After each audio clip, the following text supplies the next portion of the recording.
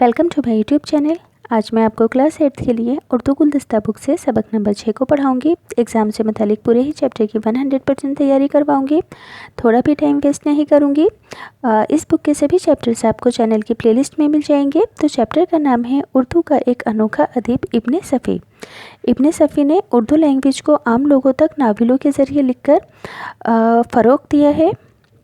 तो सबसे पहले मैं आपको इस सबक का खुलासा पढ़कर बताऊंगी, ताकि जिन बच्चों ने इस पूरे ही लेंथी चैप्टर को नहीं पढ़ा है, कम टाइमिंग में वो पूरे ही चैप्टर को अच्छे से समझ सकें। और अगर एग्ज़ाम में इस सबक का खुलासा लिखने के लिए आए तो उसको भी आप अच्छे से लिख सकोगे। इसके बाद मैं आपको लास्ट में टेक्स्ट बुक के क्वेश्चन आंसर बताऊँगी कि एग्ज़ाम में कैसे लिखोगे। खुलासा ध्यान से सुनना है। इब्ने सफ़ी का असल नाम इसरार अहमद था। वे उत्तर प्रदेश के ज़िला इलाहाबाद के एक कस्बे नारा के रहने वाले थे। इनकी पैदाइश 26 अप्रैल 1928 को एक ज़मींदार घराने में हुई। इलाहाबाद यूनिवर्सिटी से इन्होंने तालीम हासिल की और संजीदा शायरी की। उसके बाद तंज़िया और मज़ाहिया मज़ामीन यानी कि आर्टिकल्स के अलावा इन्होंने जासूसी नावल लिखे। ये इनका सबसे बड़ा कारनामा है। इब्ने सफ़ी के बेमिसाल खिदमात की बदौलत उर्दू ज़बान और अदब आम लोगों तक पहुँची। क्योंकि इब्ने सफ़ी एक जासूसी नावल निगार थे, इनकी मकबूलियत ने अच्छों को पीछे छोड़ दिया। इनकी किताबें हर तबके के उर्दू पढ़ने वालों में पसंद की गई। बल्कि यूँ कहिए कि इब्ने सफ़ी के नावल लोगों में इतने मकबूल यानी कि मशहूर हुए कि लोगों ने इनके नावल पढ़ने की खातिर उर्दू ज़बान सीखी। इनके नावल का तर्जुमा हिंदुस्तान की कई ज़बानों में यानी कि ट्रांसलेशन हिंदुस्तान की कई ज़बानों में किया जा चुका है। इनके नावल ख़रीदने के लिए ग्राहकों की लाइन लग जाती थी। निखत पब्लिकेशंस इलाहाबाद का पहला इशाअती इदारा है, यानी कि जिसमें किताबें छपती थी। इस इदारे ने इब्ने सफ़ी के नावल शाया किए और एक रिसाला जासूसी दुनिया के नाम से निकाला। इस रिसाले की बदौलत इब्ने सफ़ी का एक मुकम्मल नावल हर माह मंजर आम पर आता था, यानी कि लोगों को पढ़ने के लिए छापा जाता था। इनके नावलों में कर्नल फरीदी, कैप्टन हमीद, इमरान कासिम वग़ैरह मुस्तकिल किरदार की हैसियत रखते थे। इनके नावलों में ऐसी जावियत थी कि लोग किरदारों को हकीकी किरदार समझने लगते थे। यानी कि इनके नावलों में जो किरदार ये लिखते थे उनको इतने पुरअसरार अंदाज में बयान किया जाता था कि उन किरदारों को लोग हकीकी तौर पर समझने लगते थे। वे इन किरदारों के दुख सुख और खुशी और गम में बराबर के शरीक होते थे। इनके कुछ नावलों के किरदारों में भी मगरिबी नावलों की झलक मिलती है। जासूसी नावल को इब्ने सफ़ी से पहले ज़फ़र इमरान और तीरथ राम फिरोज़पुरी ने शोहरत पाई, लेकिन इब्ने सफ़ी की तिबाई क़ुव्वत, इजाद, ज़बान व बयान पर कुदरत व शगुफ्ता इसलूब की बदौलत गैर मामूली शोहरत पाई।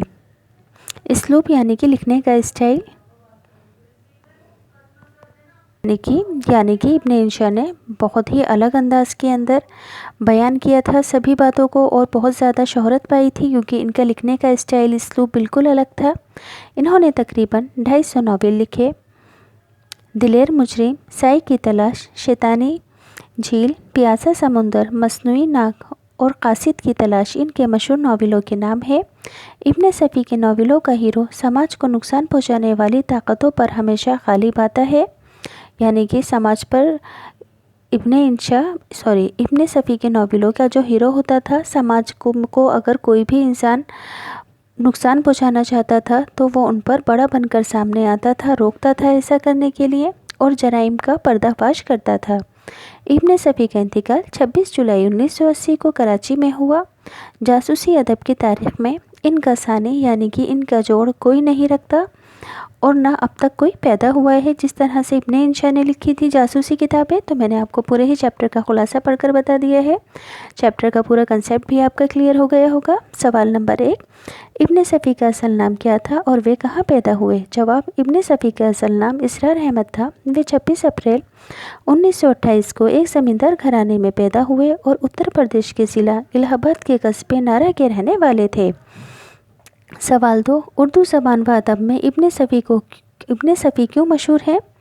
उर्दू ज़बान व अदब को आम लोगों तक पहुँचाने की बेमिसाल खिदमत की वजह से इब्ने सफ़ी उर्दू ज़बान और उर्दू अदब में मशहूर हैं। سوال 3، ابن صفی کے مستقل کرداروں کے نام کیا ہے؟ جواب، کرنل فریدی، کیپٹن حمید، عمران اور قاسم ابن صفی کے مستقل کردار ہیں۔ سوال نمبر 4، جاسوسی ادب میں ابن صفی سے پہلے کن لوگوں نے شہرت پائی تھی؟ جواب میں لکھو گے جاسوسی ادب میں ابن صفی سے پہلے ظفر، عمر اور تیرتھ رام فیروز پوری نے شہرت حاصل کی تھی۔ سوال 5، ابن صفی کے ناولوں کی کیا خاصیت تھی؟ ابن صفی کے ناولوں کی خاص بات یہ ہے کہ ان کا ہر ناول کا قصہ ان کی گہری انسانی دوستی کے ارد گرد گھومتا رہتا ہے۔ ان کے ناولوں کا ہیرو سماج کو نقصان پہنچانے والی طاقتوں پر ہمیشہ غالب آتا ہے اور جرائم یعنی کہ جرم کی جمع جرائم کا پردہ فاش کرتا ہے۔ سوال 6، ابن صفی کے کچھ مشہور ناولوں کے نام لکھیے۔